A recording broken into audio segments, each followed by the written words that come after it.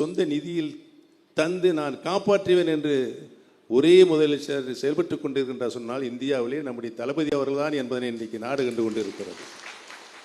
ஆக ஒரு நிலையான ஆட்சி தருகின்ற தலைவராக, முதலமைச்சராக மக்களுக்கு தொலைநோக்கு பார்வையுடைய மக்கள் நல திட்டங்களை பார்த்து செயல்படுத்துகின்ற முதலமைச்சராக அந்த திட்டத்துடைய முழு பயணமையும் மக்களுடைய திருக்கரங்கள் நேரடியாக கிடைக்க செய்கின்ற ஆட்சியை, முன்பு இருந்த அரசுகள் திட்டங்களை அறிவித்து விடுவார்கள், அந்த திட்டம் மக்களுக்கு சென்றடைகிறதா என்கிறவர்கள் அவர்கள் ஆய்வு செய்வதில்லை. ஆனால் இன்றைக்கு இருக்கின்ற நம்முடைய தளபதி அவர்கள் நேரடியாக மக்களுடைய திருக்கரங்களில் ஆட்சியினுடைய சாதனைகள், பலன்கள் நேரடியாக அவர்களுக்கு கிடைக்க வேண்டும் என்று பார்த்து ஒவ்வொரு திட்டத்தினையும், குறிப்பாக நம்முடைய தாய்மார்களுக்கு அவர்களுக்கே தெரியாது என்ன நிதி நம்முடைய முதல்வர் தர போகிறார் என்ற நிலை இல்லாத போது கூட 5000 ரூபாயை அவர்களுக்கு தெரியாமே அவருடைய வங்கி கணக்கில் செலுத்துகின்ற ஒரே ஆட்சி இருக்கும் என்று சொன்னால் இந்தியாவிலேயே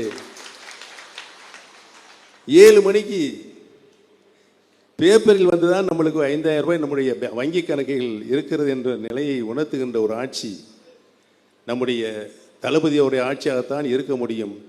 அந்த அளவுக்கு சாதனைகளை மக்களுக்கு திட்டங்கள் மூலமாக கொண்டு சேர்க்கின்ற ஆட்சி நம்முடைய தளபதி நடத்தி கொண்டிருக்கிறார் என்பதை நான் இங்கு சுட்டிக்காட்ட கடமைப்பட்டிருக்கிறேன். அதோடு மட்டுமல்லாமல்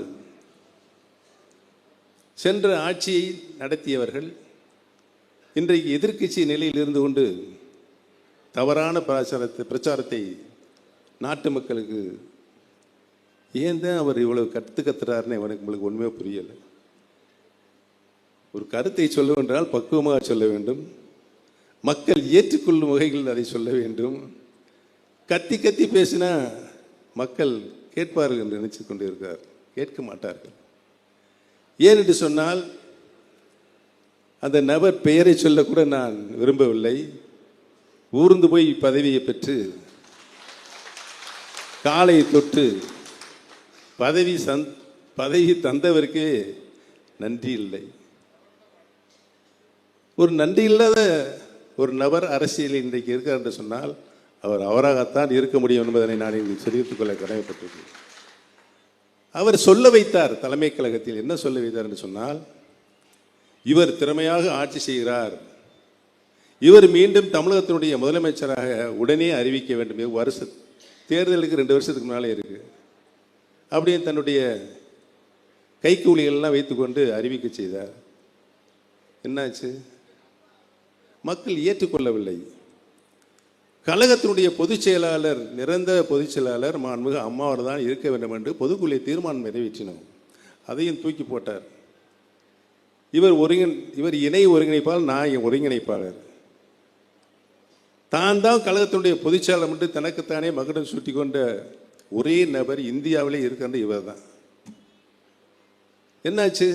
இவர் பொதுச் செயலராக வந்ததிலிருந்து 10 தேர்தல், நாடாளுமன்ற தேர்தல், சட்டமன்ற தேர்தல், இடைத்தேர்தல், ஊரக உள்ளாட்சி தேர்தல், அத்தனை தேர்தலும் தோல்வி.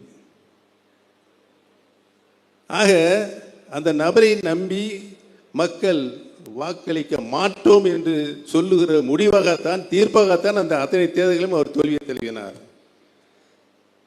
இப்போ லாரியில் ஏற்றிக்கிட்டு எவ்வளோ அறிவிக்கிறாரு.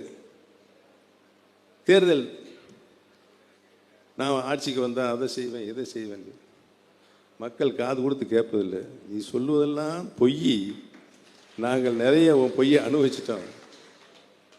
உனக்கு பதவி கொடுத்த அவர்களுக்கு நன்றியை நடக்கலை, நன்றி கூட சொல்லாமல் ஒரு துரோகம், மிகப்பெரிய துரோகத்தை செய்தவர் நீ. நன்றி கூட சொல்ல வேணாம், ஆனால் பழித்து பேசலாமா? கூடாது. எந்த அளவுக்கு பழித்து பேசினார்.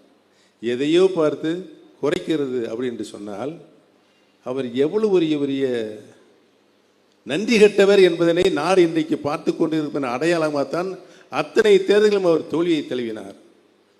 இனி எந்த காலத்திலும் நன்றி மறந்தவர்களுக்கு தமிழக மக்கள் வாக்களிக்க மாட்டார்கள் என்ற நிலைதான் வருகின்ற தேர்தலில் ஏற்படும் என்பதனை நான் இந்த கூட்டத்தின் மூலமாக தெரிவித்துக் கொள்ள கடமைப்பட்டிருக்கிறேன்.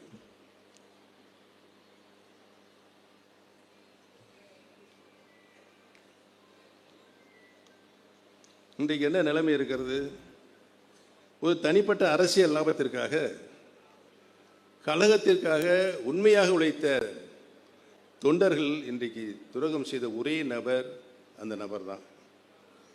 தனது வளர்ச்சியும் தனது சுய நலனையுமே நினைப்பவர் நிச்சயம் ஒரு தமிழ் தனது வளர்ச்சியையும் தனது சுய நலனை மட்டுமே நினைப்பவர் நிச்சயம் ஒரு இயக்கத்தின் தலைவராக இருக்க முடியாது. ஆகவே அந்த நபர் எந்த காலத்திலும் இயக்கத்துடைய உண்மையான தலைவராக இருக்க முடியாது என்ற நிலையை மக்கள் இன்றைக்கு பாடமாக அவருக்கு தருவார் என்பதை தெரிவித்துக் கொள்ள கடமைப்பட்டிருக்கிறேன்.